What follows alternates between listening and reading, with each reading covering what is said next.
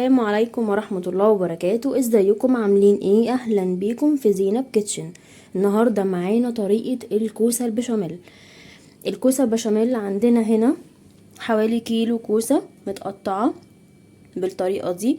انا حاطة عليها رشة ملح ورشة فلفل وربع كوباية مية صغيرة خالص وورقة لوري. دي بحطها على النار علشان تبدأ ان هي تتسلق، مش تتهري بس تستوي شوية من غير ما تكون مهرية. تمام، نحطها على النار. ومعانا هنا حوالي نص كيلو لحمة مفرومة متعصجة، بصلاية كبيرة ببشرها بخرطها زي ما تحبي. هتقليها على النار شوية لحد ما تدبل، وبعد كده نحط اللحمة وملح والفلفل والتوابل اللي انت بتحبيها في اللحمة المفرومة. معانا هنا معانا 4 معالق سمنة، عليهم 4 معالق دقيق زيهم بالظبط. ومعانا حوالي لتر لبن للبشاميل.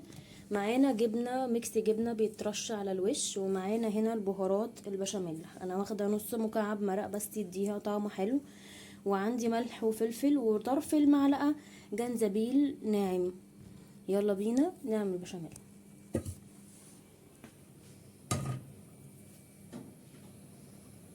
حطيته هو على النار.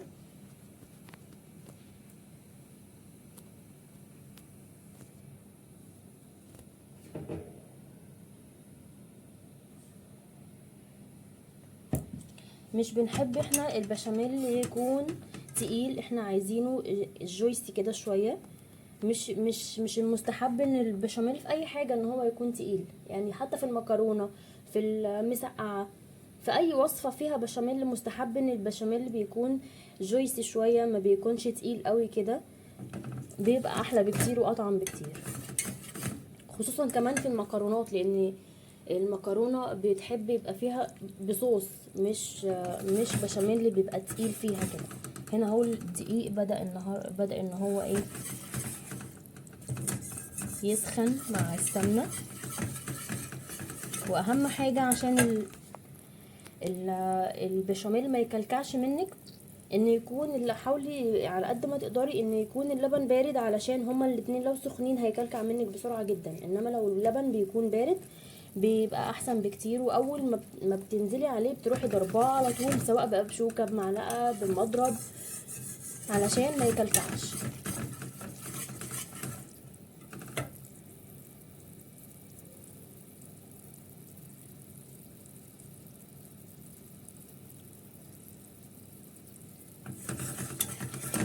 واحنا برضو بنعمل بشاميل نخلي بالنا ان احنا ما نكترش الملح قوي، لان احنا اوريدي هنرش جبنه فوق الوش، فالجبنه دي بيبقى فيها نسبه حدوقيه شويه، فعشان ما تبقاش حادقه معانا قوي مش هنكتر الملح جوه البشاميل. كده الدقيق اهو بدأ ياخد لون ذهبي حلو، فهنزل عليه باللبن البارد، اي نوع لبن بقى، لبن في معلب، لبن سايب، اي نوع لبن انت تفضليه وتحبيه.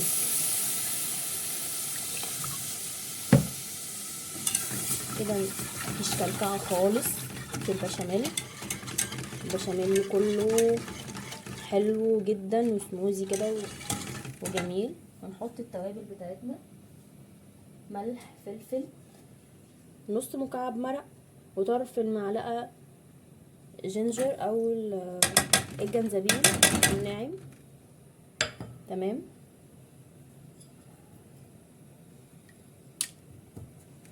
نقلب كويس.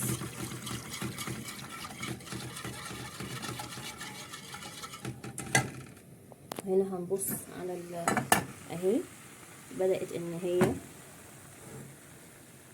تنزل ميتها ولونها بدأ يتغير شوية وبدأت تستوي. اللورة ديت احنا بنشيلها بس بنحطها معاها وهي بتستوي، بتديلها ريحة حلوة قوي. نرجع تاني هنا للبشاميل.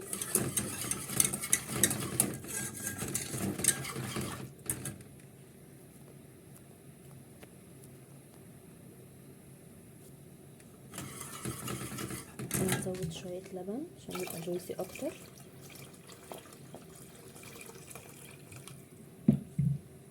يبقى كده عندنا هنا 4 معالق دقيق كبار، 4 معالق سمنه. دايما البشاميل اللي يطلع مظبوط معاكي يبقى السمنه قد الدقيق، هيطلع ان شاء الله معاكي مظبوط وحلو جدا. ليه بنقول 4 معالق؟ لان لكل كوبايه من اللبن ممكن تبقى معلقه دقيق، فاحنا عندنا كيلو اللبن حوالي بيبقى 4 كوبايات، فاحنا هنحط 4 معالق من كل حاجه، واللبن هيبقى لتر. اهو بدأ يتقل، بدأ يتقل معايا. هنبص على اهو بدأت ان هي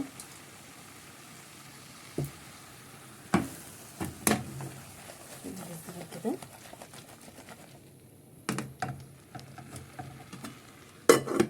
نوطي النار عليها شويه بحيث ان هي تنزل ميتها وتستوي في نفس الوقت. عايزه اقول لكم بقى على حاجه مفيده كده تبقوا تعملوها. اللحمه المفرومه المعصجه يا جماعه بتبقى سحر في البيت، سحر بجد، وبتنفع جدا وبتنقذ. يعني انت مثلا لو عندك كميه لحمه مفرومه، احسن حاجه ممكن تعمليها مش مثلا تاخديها كلها، لا يعني خدي جزء كبير منها عصجيه وشيليه في علبه او في كاس في الفريزر. فعلا بجد بتنفع جدا، خصوصا لو مثلا واحده بتشتغل لازم يبقى في تحت ايدها حاجه تنجز معاها بسرعه. بتحس ان انتي نص الطبخه اتعملت لما بتطلعيها من الفريزر، بتفك وبتهدى، بتحسي ان خلاص خلصتي اكلك. يعني يا دوب هتحطي المكرونه على البشاميل مثلا وتدخليها الفرن، يا دوب مثلا هتعملي مسقعه، يعني كل حاجه تبقى سهله. حتى لو سلقتي مكرونه بس وحطيتي من فوقيها لحمه مفرومه كده، صوص البولونيز ده بيبقى حلو جدا برضو بصراحه، بتنجز. يعني لفه رقاق وجت وعملتيها على طول، لفه جلاش وجت وسمبوسك لفتيها، بصي سحر في البيت. اللحمه المعصجه فعلا طول ما هي في الفريزر متعصجه ومتشاله بتبقى مريحه جدا جدا جدا. واي حاجه تحصل لك في اي وقت، ناس جولك فجاه، اي حاجه بتلاقيها بتنجز معاكي حاجات كتير قوي. كده خلاص البشاميل بدأ يتقل معانا، احنا مش عايزينه يتقل قوي، احنا عايزينه يبقى جويسي كده شويه.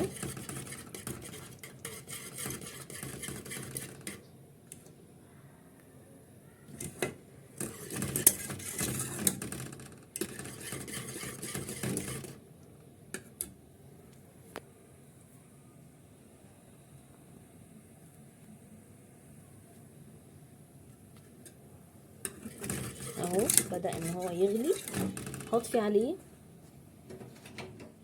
ونشوف الكوسه. الكوسه كمان اهي خلاص، هي ما بتاخدش وقت. الكوسه ميزتها ان هي برضو من الحاجات السريعه، ما بتاخدش وقت خالص، سواء بقى هي طبيخ او صينيه. ورجعنا معاكم تاني، وقاتي الكوسه اهي خدت لون غامق شويه واستوت تمام. ومعانا اهو البشاميل جاهز. هنجيب البايركس بتاعنا او الصينيه او اي حاجه نحط فيها بس كده من تحت معلقه او معلقتين كده بشاميل تمام. بعد كده نحط الكوسه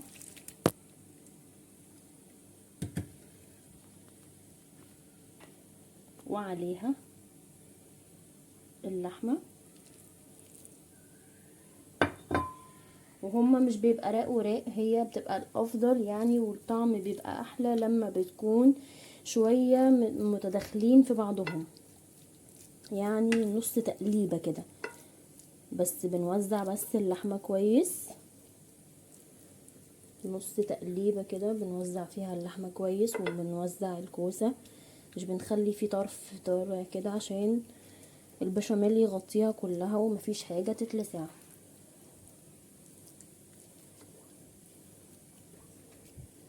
نوزعها كده كويس. في شويه كوسه في الحله لسه تمام.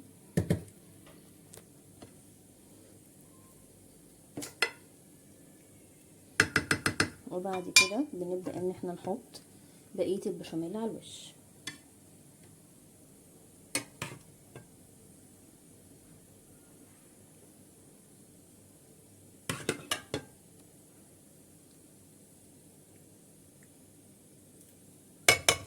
زي ما انتم شايفين البشاميل مش تقيل، البشاميل خفيف.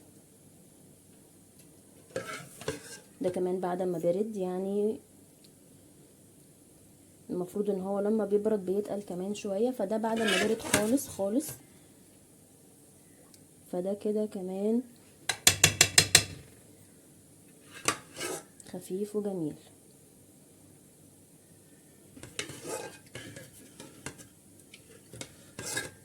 كده غطينا الكوسة كلها بالبشاميل. تمام. هنرش رشة الجبنة الحلوة بتاعتنا. ميكس الجبن ده حلو جدا، ينفع برضو في الفريزر تبقى موجودة عندك. عايزة بيتزا، مكرونة بشاميل، مكرونة نجريسكو، اي حاجة ليها بشاميل ينفع تحطي عليها جبنة من فوق، بتبقى جميلة جدا. وهندخلها الفرن. هي يعتبر مستوية، هي بس هتاخد لون للوش وهنطلعها ونقدمها. هنا كده خلاص طلعت من الفرن، واخدة وش ذهبي جميل، الجبنة سايحة ومتحمرة حلو، ريحتها حلوة جدا. بسم الله.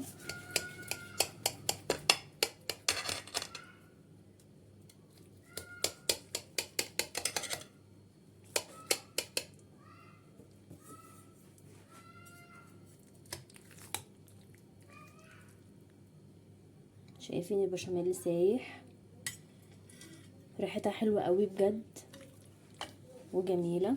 تتقدم جنب رز ابيض. رز ابيض بالعيش بالمعلقة كده زي ما هي. الكوسة احلى حاجة فيها ان هي ماسكة نفسها مش مهرية. اللحمة المفرومة ريحتها مع البشاميل تحفة. يا رب تكون عجبتكم النهاردة، واستنوني في وصفات تانية كتير في زينب كيتشن. اشوفكم على خير.